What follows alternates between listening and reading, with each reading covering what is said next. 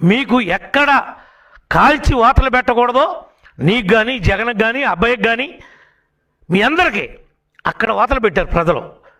మా నియోజకవర్గంలో ఆడికి పెడితే నీకు బందరంలో పెట్టారు. అమాయకమైనటువంటి మా బీసీ నాయకుడు కొల్లు రవీంద్రనే మర్డర్ కేసులో ఇరికిచ్చి నువ్వు సెంట్రల్ జైలుకి పంపించావు. పాపం ఊరికే పోద్దా అని అడుగుతున్నా. నీ నోటుకొచ్చినట్టు నువ్వు కాపులు కదా అని పవన్ కళ్యాణ్ గారి మీద ఆ జగన్ నువ్వు మాట్లాడా, జగన్ స్క్రిప్ట్ నువ్వు మాట్లాడా. ఏంటి నీ భాగోతం? ఒకటి చెప్తే మాట్లాడే భాగోతం నీ బతుకు, ఒకరితో చెప్పించుకుని మాట్లాడే బతుకు నీది. మాది ఇండివిజువాలిటీ. మాకేముంటే అది మాట్లాడతాం, ఏముంటే అది చెప్తాం. నీ దగ్గర దమ్ముంటారా? నా ఇంటికి రమ్మన్నా వస్తా, నీ ఇంటికి రమ్మన్నా వస్తా, అబ్బిగాడి ఇంటికి రమ్మన్నా వస్తా, కొల్లేరు ప్రజలను తీసుకుని వస్తా, కొల్లేరు వాళ్ళని తీసుకొని వస్తా.